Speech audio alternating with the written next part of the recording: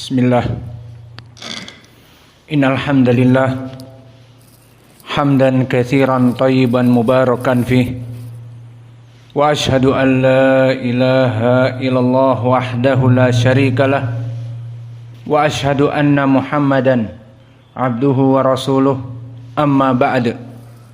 Alhamdulillah fi hadzal yaumul itsnin sadis asar min syahri Rabi al-awwal 1445 muqabil athani min syahri Oktober 2023 mazilna fi darsina fi kuliyatil hadis fil mabhas ad-dawabit fil jarhi wa ta'dil. Maka dari ketentuan dan kaidah-kaidah dari jarhi wa ta'dil, qala al-muallif rahimahullah al-muradu bid-dhabt. Maka permasalahan kita membahas tentang al-dhabt, yakni hafalan. Maka seorang rawi bisa diambil hadisnya jika dia mempunyai hafalan. Dan hafalan ini bagi para ulama ahli hadis, ad-dhabtu naw'an. Penjagaan dari hafalan itu terbagi menjadi dua. Dhabtu sadr wa dhabtul kitab. Yang pertama, penjagaan dari hafalan.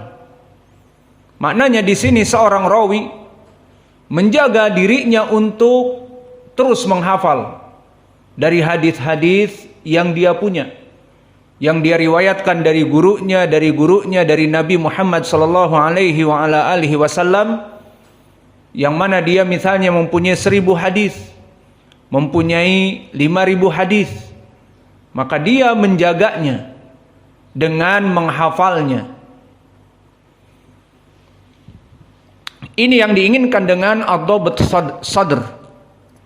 Wadhabtul kitab, dan yang kedua penjagaan muhaddis perawi tersebut dari menjaga kitabnya yang dia catat dari gurunya, setelah dicatat dengan baik dan benar, diperbaiki tulisannya dan bisa dibaca dan bisa diberikan kepada murid-muridnya, maka dia harus terus menjaganya, tidak boleh kitabnya menjadi rusak.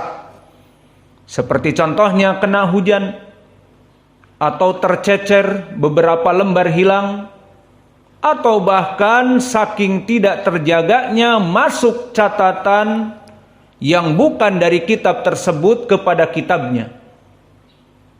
Maka ini jenis yang kedua dari ad-dhabt. Kesimpulannya, seorang menuntut ilmu seperti kalian para penuntut ilmu, ataupun seorang muhaddis yang meriwayatkan ilmu hadis, ataupun seorang pengajar yang memberikan pelajaran-pelajaran dari hasil pembahasannya, baik syuruhat, syarah al-qawaidul arba', syarah kitab tauhid, atau syarah dari fikih umdatil ahkam, atau bahkan dia menulis kitab sendiri, maka dia harus menjaga kitabnya. Dan para santri yang menulis juga menulis dengan baik dan benar dan menjaganya. Maka ini yang diinginkan dengan dhabtu as-sadr dan dhabtu al-kitab. Maka seorang penuntut ilmu harus mempunyai catatan yang benar, yang sesuai dengan yang diinginkan dari gurunya, yang mana gurunya memberikan faidah-faidah di dalam pelajaran-pelajaran dan dia catat, dan kemudian dia mempunyai hafalan sadr dari tasmi' yang diperintahkan oleh gurunya, ataupun dia menghafal semua hadis-hadis yang diberikan oleh gurunya. Maka inilah keadaan seorang rawi yang diterima hadisnya. Maka dijelaskan oleh penulis di dalam matan, lihat kepada matan, aina kitabukum mawjud fi PDF, limadha ma tatba'u. Kitabnya kecil, jika dicetak tidak akan mencapai kepada mungkin 30.000. Yang mau mencetak dicetak. Maka disebutkan oleh penulis, fadabtu sadr an yakuna rawi yaqadhan ghairu mughaffal bal yahfadu ma sami'ahu wa yuthbituhu bihaitsu yatamakkan min istihdarihi mata syaa ma'a ilmihi bima yahilul ma'ani in rawa bil ma'na. Fadabt sadr maknanya an yakuna rawi yaqadhan ghairu mughaffal, di mana seorang rawi dalam keadaan dia itu menyadari dan tidak dalam keadaan mughaffal, dalam keadaan dia itu lalai, bal yahfadu ma sami'ahu, bahkan dia mampu untuk menghafal yang dia dengar dari gurunya, wa yusabbituhu, dan menghafalnya, bihaitsu yatamakkanu min istihdarihi mata syaa, dan kapanpun dia membutuhkannya dia akan mengeluarkannya. Riwayat dari Abi Hurairah yang dia catat ada 200 hadis, maka dia akan menjelaskan ke 200 hadis itu dari hafalannya. Kapan dia inginkan, dia akan mengeluarkan hadis tersebut. Ma'a ilmihi bima yahilul ma'ani in rawa bil makna, dan begitupun dia mengetahui jika dia meriwayatkan dengan makna, maka boleh meriwayatkan dengan makna namun tidak keluar dari makna yang diinginkan. Maka ini dari dhabt as-sadr. Seorang rawi menyadari di mana dia mengetahui apa yang dia catat dari gurunya dan menghafalnya, dan bisa mendatangkan kapanpun dia inginkan dari hadis-hadis yang dia tulis. Itulah dhabtus sadr. Adapun yang kedua, dhabtul kitab, penjagaan kepada kitab, definisinya adalah siyanatuhu ladaihi mundu sami'a fihi wa sahahahu ila an yu'addiya minhu. Maka dhabtul kitab adalah penjagaan si perawi ini semenjak dia mendengar dari gurunya, dia tulis faidah dari gurunya, dia tulis hadis-hadis dari gurunya, dia jaga terus ila an yu'addiya minhu, sampai dia nanti meriwayatkan kepada muridnya tentang ilmu yang ada di kitab tersebut. Itulah dhabtul kitab. Maka di sini kita memahami seorang rawi dia harus mempunyai hafalan di dadanya ditambah dengan hafalan dari kitabnya. Kenapa harus hafalan dari kitab ada? Karena al-hifdhu khawan, bahwa hafalan itu pengkhianat. Jika kita hanya mengandalkan hafalan, maka para ulama di zaman dulu yang hafalannya sangat kuat, mereka mengatakan al-hifdhu khawan, bahwa hafalan itu kadang datang dan pergi, pengkhianat. Tidak terus bersamanya, kadang mengkhianati. Di saat dia butuh, lupa. Di saat dia ditanya untuk memberikan fatwa, mau dijawab, lupa. Di saat muhadarah ingin mendatangkan dalil tersebut, lupa. Maka al-hifdhu khawan. Namun manusia yang lemah hafalannya ini, dia mempunyai catatan. Maka di saat dia ingin mendatangkan dan lupa, tinggal murajaah. Sanadnya demikian dari sahabat Abu Hurairah, dari Nabi Muhammad sallallahu alaihi wasallam demikian. Maka inilah yang diinginkan dengan dhabtu as-sadr dan dhabtu al-kitab. Dan ini adalah yang harus dimiliki oleh seorang penuntut ilmu. seorang muhaddis. Kemudian dari kita penjelasannya bahwa permasalahan dhabtus sadr yatafawatu rawi, menyebabkan rawi menjadi bertingkat-tingkat kelas tabaqat dari hasil dhabtus sadr tersebut. Maka ada rawi yang dhabtus sadr sangat kuat, hafalannya bagaikan gunung yang tidak bergeming, maka dilaqabi dengan hafalan imam. Dan rawi-rawi di sini dilaqabi dengan imam arfa minas thiqah. Dia di atas dari derajat thiqah. Kemudian dari dhabtus sadr turun sedikit kepada hafalan rawi-rawi yang thiqah. Maknanya di bawah dari imam, hafalannya disebutkan rawi yang thiqah. Kemudian dari hafalan dhabtus sadr turun lagi kepada hafalan yang pas-pasan, dinamakan rawi yang saduq, dan hukumnya hasanul hadis.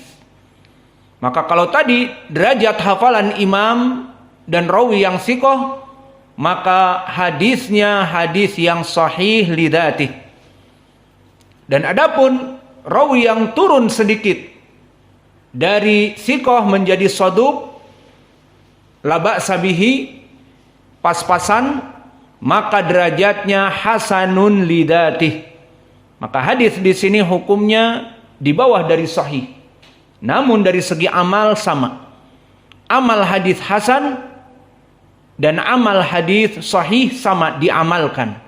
Dan jika itu hadis i'tiqad, berhubungan dengan akidah, diiktikadi. Misalnya hadis hasan tentang keyakinan pertanyaan di alam kubur, maka ini perkara i'tiqadi, keimanan, maka diimani sama seperti hadis yang sahih. Maka tadi kami sebutkan bahwa dhabtus sadr menyebabkan para perawi hadis menjadi terbagi-bagi dari atas derajat imam, kemudian turun menjadi derajat thiqah, dan kedua tipe ini hadisnya sahih lidzatih. Kemudian turun lagi ke derajat yang saduq, hadisnya mengharuskan hasanun lidzatih. Kemudian turun lagi dikarenakan tadi hafalan sadr menyebabkan banyaknya jenis-jenis dari tabaqat, urutan dari hafalan. Maka kalau tadi tiga, pertama imam, kedua thiqah, dan yang ketiga saduq, hadis-hadisnya diterima, dinamakan hadisnya makbul. Namun yang keempat, di bawah derajat saduq, ataupun rawi di sini di bawah pas-pasan. Maksudnya bagaimana? Di bawah dari periwayatan yang pas-pasan. Gambarannya bagaimana? Rawi yang imam tadi istimewa. Jika dia meriwayatkan 100 hadis, maka 100 hadis semuanya benar. Atau 99 benar. Itu persentasenya.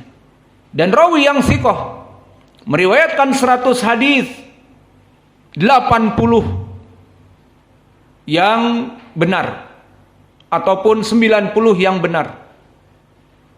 Adapun hadis yang pas-pasan meriwayatkan 100 hadis, 70 hadis yang benar, yang lainnya ada yang salah, ada yang lupa. Dan di bawah dari hasan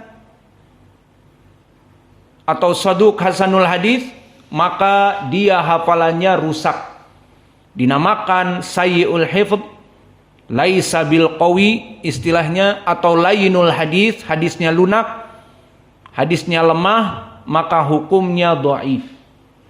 Maka ini tingkatan yang keempat, dia tidak lagi di bawah thiqah seperti saduq, tapi bahkan di bawah dari soduk, di bawah dari hasanil hadis, maka hadisnya dhaif. Kenapa dhaif? Karena kesalahannya lebih banyak daripada kebenarannya. Maka jika dia meriwayatkan 100 hadis, 40 hadis benar, 60 hadisnya dhaif. Maksudnya salah. Jadi dari periwayatan 100 hadis, 40 benar, 60 salah. Maka para ulama mengatakan ini hadisnya lain. Laisa bil qawi, tidak kuat, dhaif, lemah. Dan ini derajatnya bagaimana? Hadisnya dhaif munjabir. Apa makna dhaif munjabir? Rawi ini dhaif, namun meskipun dia dhaif, ditinggal hadisnya, kemudian datang dari jalan yang lain, dari sahabat yang lain, atau dari sahabat yang sama mutabaah tapi dapat rawi yang lain, maka naiklah derajat rawi yang dhaif karena hafalannya rusak tadi dengan rawi yang thiqah atau rawi yang hasan atau rawi yang dhaif juga bisa naik kepada derajat hasan li ghairi. Maka ini yang dinamakan dengan istilah dhaifun munjabir. Dhaif yang bisa dibalut ataupun bisa disambung. Munjabir yakni bisa disambung. Lukanya itu